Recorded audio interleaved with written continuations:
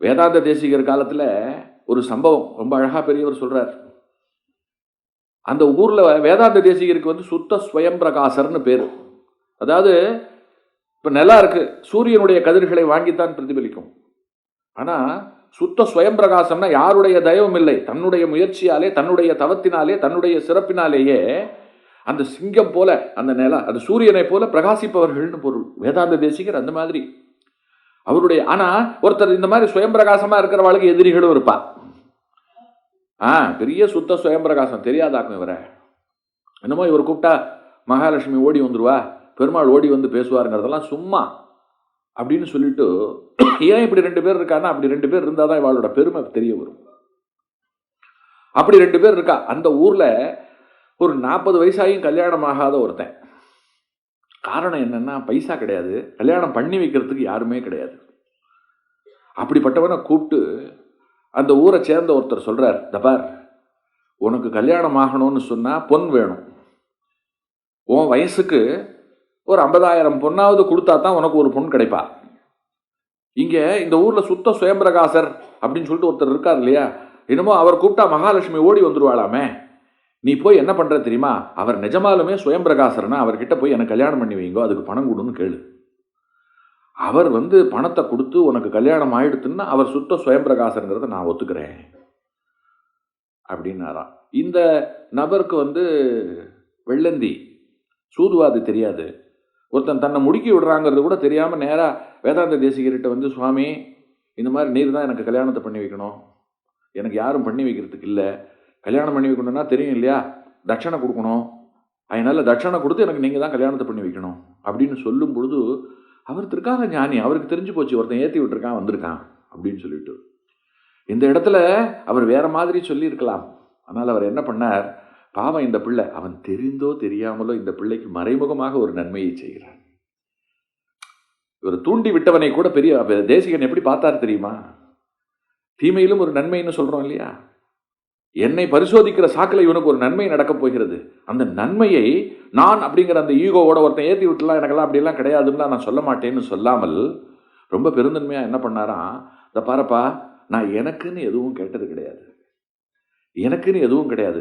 அவர் சொன்னது வந்து ஒருவேளை உண்மையா கூட இருக்கலாம், இருந்தாலும் உன் ஆசை, உன் விருப்பத்தை நான் மகாலட்சுமி கிட்ட சொல்லி பிரார்த்தனை பண்ணிக்கிறேன், அவ வந்து நிதி கொடுத்தால் நிச்சயமா உனக்கு கல்யாணம் நடக்கும், நான் உனக்காக கேட்கிறேன் அப்படின்னு சொல்லி அவர் பண்ண ஸ்தோத்திரம் தான் ஸ்ரீஸ்துதி. மகாலட்சுமி பிரத்யட்சமாயி பணத்தை கொட்டு கொட்டுன்னு கொட்டினா.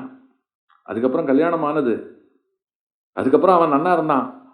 அவரை தூத்தினவாள்லாம் வாயை மூடிண்டா. வேதாந்த தேசிகர் காலத்தில் நடந்த இந்த சம்பவத்தை சொல்லி பெரியவர் என்ன சொல்றாரு தெரியுமா, அன்னைக்கு அப்படி பொம்மநாட்டிகளுக்கு ஆண்கள் வரதட்சணை கொடுத்தது என்பது போய் இன்றைக்கு அப்படியே தலைகீழா திரும்பி எத்தனை பவுன் போடுவேன், எத்தனை 1000 கொடுப்பேன்னு மாறி இருக்கே. இது எவ்வளவு பெரிய கொடுமை. நம் வீட்டுக்கு வருகின்ற மகாலட்சுமி கிட்ட நாம காசு வாங்குறதா அப்படின்னு சொல்லிட்டு, இதெல்லாம் யார் கேட்கறா?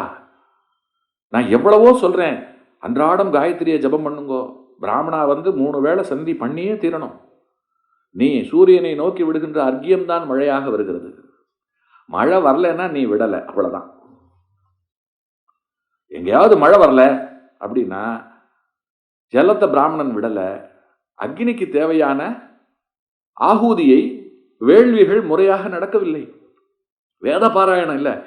இன்னைக்கு ஸ்டீரியோவில் டேப் ரெக்கார்டரில் போட்டு விட்டுறோம், பென்ட்ரைவில் போட்டு விட்டுறோம், செல்போனில் போட்டு விட்டுறோம். வாயார சொல்லுவது அப்படிங்கிறது போயிடுத்து, உட்கார்ந்து சொல்றது அப்படிங்கிறது போயிடுத்து. ஒரு தலைமுறை இன்றைக்கு வேதம் தெரிந்து கொள்ளாமலே வளர்ந்து கொண்டிருக்கிறது.